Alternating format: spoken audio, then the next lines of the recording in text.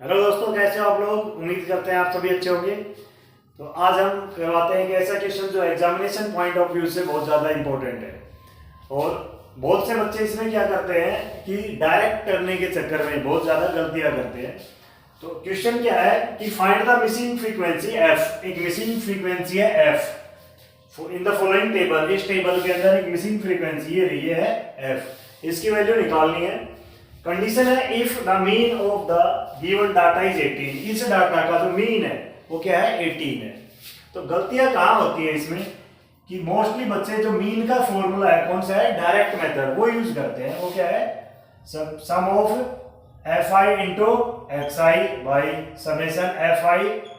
ये होता है मीन का फॉर्मूला, कौन सा, डायरेक्ट मेथड। तो ये नाम से डायरेक्ट है, लेकिन इन क्वेश्चंस में क्या होता है, ये डायरेक्ट रहता नहीं है। क्या गलतियां होती है, जो कैलकुलेशन में बहुत ज्यादा मिस्टेक हो जाती है। कैलकुलेशन इतनी हैवी हो जाती है कि लास्ट में बच्चे उसको छोड़ देते हैं या फिर बीच में कहीं ना कहीं गलती हो जाती है। ठीक है, तो इसके लिए हम आपको सिखाएंगे दूसरा मेथड जो आपने सुना होगा, स्टेप डेविएशन मेथड। कौन सा मेथड है, स्टेप डेविएशन मेथड। क्या होता है इसमें, फॉर्मूला है A plus summation F I into U I by summation F I. ठीक है, और इंटू में एच। ये फॉर्मूला है मीन का, कौन सा, स्टेप डेविएशन मेथड, जिसमें ए है और यू आई है, एच है। ये चीजें दिखने में क्या लग रही है, एक्स्ट्रा लग रही है, लेकिन यहां पर इस क्वेश्चन को इजी कर देती है। ठीक है, देखो कैसे करेंगे। तो सबसे पहले निकालना होता है, इसमें भी एक्स आई निकालोगे, इसमें भी एक्स आई निकालना पड़ेगा। तो एक्स आई निकालते हैं सबसे पहले। एक्स आई होता क्या है, एक्स आई होता है जो क्लास इंटरवल है ना, उसमें उनकी मिड टर्म्स 11 और 13 की मिड टर्म क्या होगी। जैसे 11 और 13 को हम प्लस करेंगे तो 11 प्लस 13 कितना आ गया, 24। अब इस नंबर का क्या कर देंगे, हम हाफ कर देंगे। तो 24 का हाफ कितना आया, 12 आ गया। ठीक है, अब ऐसे आगे चलते रहेंगे, सेम प्रोसेस से यहाँ इनकी मिड टर्म निकालते रहेंगे। तो यहाँ से 13 और 15 की मिड टर्म आएगी 14। अगर ज्यादा कैलकुलेशन नहीं करनी तो क्या करेंगे, यहाँ पर क्या होता है, सब में गैप इक्वल होता है। तो जितना गैप है, मतलब 11 और 13 में कितना गैप है, 2 का गैप है। फिर 13 15 सब में 2 का गैप आ रहा है, तो इस गैप को ही क्या कहते हैं, एच कहते हैं। एच होगी हाइट। हाइट कितनी है, 2। तो सब में क्या करते आएंगे, प्लस करते आ जाएंगे, क्या, एच। तो कितना आ गया, 12 और 2 14, 14 और 2 16 और 2 18 और 2 20 और 2 22 और 24। ये आ गया एक्स आई। ठीक है, यहां तक। उसके बाद यूज होता है ए का। ए क्या होता है, ए है हमारे पास एक्स आई में से कोई भी एक बीच की टर्म मान लेते हैं। क्या मानेंगे, एक्स आई में से कोई भी बीच की टर्म हम मान लिया। ये देखो, 3 नीचे है 3 ऊपर है, बीच में रह गया। अगर बीच की क्या होता है, यहाँ पर क्या हो, 26 भी हो तो बीच में 18 भी है 20 भी है, आप किसी को भी मान लीजिए। ठीक है, ए इन दोनों में से किसी को भी मान लो। तो यहाँ पर मिड टर्म जो बीच की कोई भी टर्म मान ली हमने ए, तो लिखते रहेंगे यहाँ पर जो जो चीजें हम मान रहे हैं। तो ए कितना है अपना, आ गया 18, और एच कितना आया है, 2। क्लियर होगी दो चीजें। उसके बाद देखिए, अब फिर निकालना होता है यू आई। जैसे इसमें तो क्या करते हैं, डायरेक्ट एफ आई और एक्स आई की मल्टीप्लाई कर देते हैं। यहां पर हम पहले यू आई निकालेंगे। यू आई क्या होता है, x I minus A by H, ये होता है यू आई।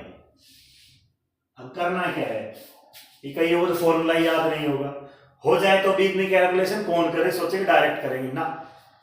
क्या करना है, एग्जामिनर तो चेक कर नहीं रहा, जब क्लास में टीचर देख रहा हो तो अपने कैलकुलेशन करते रहो, यू हाथ पाव मारते रहो कि वह एक्स आई में से ये रखा वो रखा। करना क्या है, चुपके से बताना नहीं है किसी को। इसके सामने क्या लिख देना है, 0 लिख देना है। ऊपर चलेंगे जैसे इंटीजर में चलते हैं ना, -1 -2 -3, ये 1 2 और 3। क्या करोगे, ए जो है उसके सामने 0, ऊपर चलेंगे नेगेटिव में इंटीजर्स, और ये नीचे पॉजिटिव में। आगे और भी होते तो और चलते रहते, हम नीचे और होते तो और चलते रहते। तो ये आ गया सिंपल यू आई। अब कैलकुलेशन में क्या करना है, एफ आई और यू आई की मल्टीप्लाई करनी है। एफ आई इंटू यू आई निकालना है। अब देखो, एक तो एफ आई की और एक्स आई की देखो मल्टीप्लाई खतरनाक हो जाती है आगे। आगे ये तो ठीक है, छोटी टर्म है, एफ आई अगर ऐसा दे दिया जाता जिनकी कैलकुलेशन ही हार्ड हो जाती है। अब यहां देखो क्या होगा, 7 3 जा 21, 6 2 जा 12, 9 1 जा 9, 13 into 0 0, f into 1 f, 5 into 2 10, 4 3 जा 12। आ गया आराम से। अब इनको प्लस और माइनस और कर लेते हैं। अब क्या चाहिए, समेशन चाहिए एफ आई और यू आई का, मतलब इनका सम। तो निकालते हैं summation F I into U I, इनका सम निकालते हैं। देखो 12 से 12 कट गया, ये माइनस का एक प्लस का कट गया, -21 और -9, -30 और +10 -20, बच क्या गया f। तो हमने लिख दिया f -20। ये क्या आ गया summation F I into U I. इनकी मल्टीप्लाई होती तो ये ठीक है। तो यहाँ एफ आई का सम और निकाल लेते हैं, समेशन एफ आई। समेशन एफ आई कितना आ जाएगा, 7 और 6 13, 13 और 13 26, 26 और 9 45, 45 और 5 50 और 4 54 प्लस एफ। ठीक है, तो ये आ गई सारी चीजें। अब वहां पर पुट कर देते हैं। मीन कितना दिया हुआ है 18, तो हमने पुट किया 18 इज टू ये कितना है, ये रहा 18 plus summation F I into U I, ये आया था f -20, तो f -20 by summation F I 54 plus f और इंटू h कितना है 2। ठीक है, अब यहां से सोल्व करेंगे। 18 यहां पर प्लस है, इधर आके क्या हो जाएगा माइनस, तो 18 माइनस 18 या फिर 18 से 18 कट गया तो ये कितना बचा 0 इक्वल्स टू f -20 इंटू 2 और डिवाइडेड बाय 54 प्लस f। ठीक है, अब ये यहाँ पर क्या कर रहा है, डिवाइड कर रहा है, इधर आके क्या करेगा मल्टीप्लाई, और 0 से तो कोई मल्टीप्लाई करेगा, जय 0 से पंगा लिया तो क्या हो जाएगा 0। 2 भी यहाँ पर अपने मन में कुछ बढ़ के आएगा, तो यहाँ पर ये 2 मल्टीप्लाई कर रहा है, ये भी इधर आते ही स्वाहा, तो कितना हो गया 0। यहां से बच गया f -20।